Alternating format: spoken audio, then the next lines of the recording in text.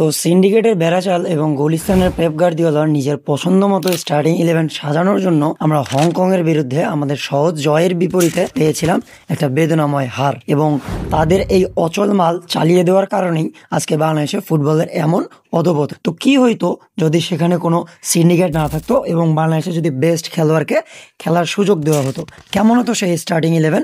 তো চলুন দেখে আসা যাক। তো শুরুটা করা যাক গোলকিপার দিয়ে। যদিও সবাই আমরা গোলকিপার হিসেবে বাংলাদেশের one of the best goalkeeper জিকোকে চাই, কিন্তু বর্তমানে দলের সাথে না থাকার কারণে এবং মৃদুল মারমার এই ডিজাস্টার পারফরমেন্সের পর আমার মনে হয় এখানে শ্রাবণকে চান্স দেওয়া উচিত, কারণ আন্ডার-23-তে তার পারফরমেন্স ছিল অনবদ্য। লেফট ফুলব্যাক হিসেবে আমরা জায়ান আহমেদকে দেখতে চাই, কারণ বর্তমানে জায়ান আহমেদের ধারে কাছে বাংলাদেশের কোনো লেফট ফুলব্যাক নাই, কারণ তার পারফরমেন্স অনবদ্য। গত ম্যাচেও আমরা তার 20 মিনিটের যে পারফরমেন্স, সেই পারফরমেন্স দেখে সবাই মুগ্ধ হয়েছি। রাইট ফুলব্যাক হিসেবে এখানে আমরা তাজউদ্দিনকে মাঠে দেখতে পাবো, কারণ তার চেয়ে ভালো এখানে তার রিপ্লেসমেন্ট এখন বাংলাদেশের কাছে নেই। সেন্টার ব্যাক হিসেবে থাকবেন আরেক কাজী এবং তপু বর্মন। বর্তমানে তারাই বাংলাদেশের ভরসার পাত্র, কারণ তাদের রিপ্লেসমেন্ট এখনো পর্যন্ত বাংলাদেশ খুঁজে বের করতে পারেনি।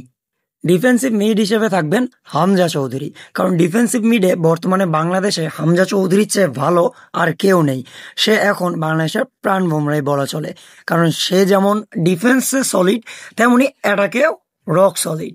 সেন্টার মিডে থাকবেন জামাল ভুঁইয়া এবং সামিদ সোম। গত ম্যাচে তাদের ট্রাভেলের ক্লান্তিকে কাজে লাগিয়ে তাদেরকে মাঠের বাইরে রেখে আমাদের যে গুলিস্তানের পেপ গার্দিওলা তার পছন্দের খেলোয়াড় বা সিন্ডিকেটের মালকে চালিয়ে দিয়েছিল, যার কারণেই আমরা 3-1 গোলে পিছিয়ে গিয়েছিলাম। তারপর যখন সামিদ সোম এবং জামাল ভুঁইয়াকে মাঠে নামানো হয়, তখন মূলত আমরা কামব্যাক করি। তাই আমার মনে হয় জয়ের জন্য এই দুইজনের বদলি আর কেউ নেই।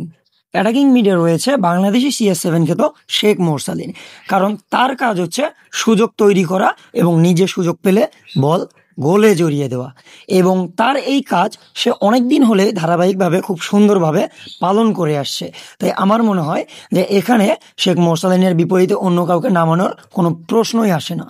দুই ফরওয়ার্ড হিসেবে আমরা রাকিব এবং ফাহমিদুলকেই দেখতে চলেছি, কারণ যদিও রাকিবের পারফরমেন্স গত ম্যাচে অতটা ভালো ছিল না বা চোখে পড়ার মতো ছিল না, তবুও স্টার্টিং 11-এ রাকিবের চাইতে আর ভালো বর্তমানে বাংলাদেশের কাছে নেই, এবং অপর প্রান্তে থাকছে ফাহমিদুল।